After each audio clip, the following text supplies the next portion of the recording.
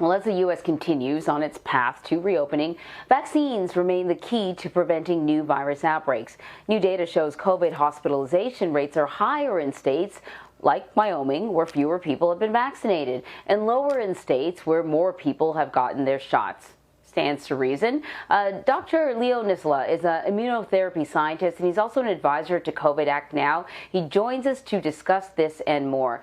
So, Dr. Nissola, you know, there are some people out there that sort of argue that these vaccines are still kind of experimental, and they are waiting for full FDA approval, not the emergency approval that they are operating under right now. What might a timeline look like for full approval?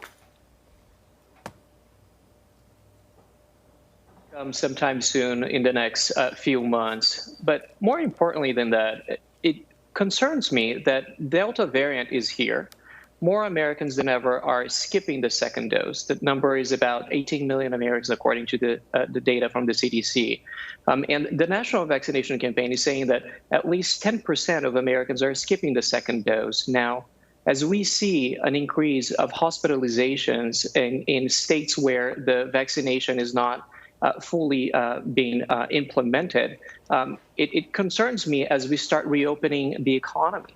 You see, here in San Francisco, at least 80% of the population has received at least one shot of the vaccine, and we are able to reopen businesses. And you see folks walking outside without a mask and going to businesses that they were not able to go last year.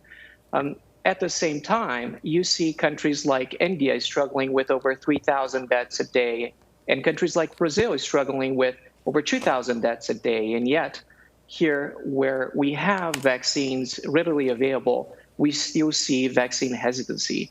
So I wonder what else could be done if death is something that we're controlling now.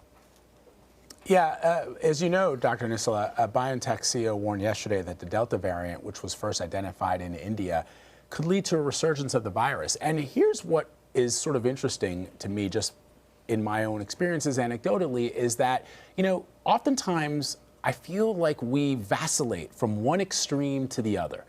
So now, you know, for example, in New York City, the governor has said that we are 70% vaccinated, at least 70% of New Yorkers have received at least one of the two vaccines. So that means everything can reopen. So now people are flinging off their masks and they're burning them, and people are wondering what to do. They're going to, you know, and yet we have this variant coming up, and we don't know what it means over the long haul. I just wonder if there's a little bit of caution, even as we start to fully reopen and to live our lives. My mother, for example, who's, you know, 75 years old, said to me the other day, I said, Mom, you know, you don't have to wear your mask anymore. And she said, well, you know, I feel comfortable with it, at least for a little while longer. And I said, that's absolutely okay. I hope that nobody hate crimes you just because you feel comfortable wearing a mask, you know, indoors. And that is a problem. And I just don't understand why we have to go one way or the other, Dr. Nissola. I agree with you there, Vlad. I think it's complicated when you start politicizing public health measures. It shouldn't have happened in the first place. Now, what we have to do is, just like what you've mentioned that you were doing with your family member, is bring people on board and not publicly shaming them, whether they are pro or against the vaccine or pro or against public health measures. I think we need to do a better job at educating people, meeting where they are in terms of their thought level, and understanding what their concerns are. If they're concerned about getting a vaccine that is fully approved and has already received all the approval from the FDA necessary, this should be happening within the next few months. But still, we still need to talk about the benefit of getting a vaccine, which should include being able to re-enter businesses, being able to work at your office, being able to gather with your colleagues and resume life as we know it.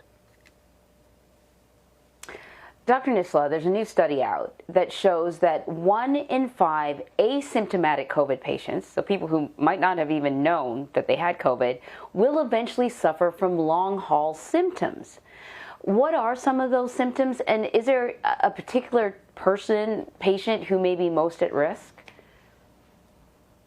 So it's complicated because now we are seeing that at least 10% of folks who have had the original COVID infection will develop some long-lasting symptoms, and they may include fatigue, they may include headaches, they may include confusion, and we still don't actually understand fully the whole picture of this puzzle, and we don't actually understand if this autoimmune condition triggered by the virus is able to persist longer than just some few months.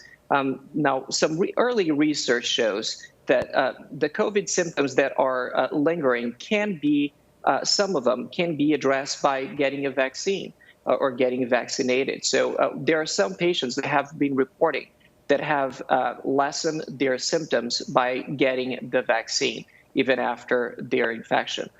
There's another trial looking at patients who have received one shot of the vaccine after one infection and looking at the fact that you may not need a second boost shot or even a third boost shot for those patients.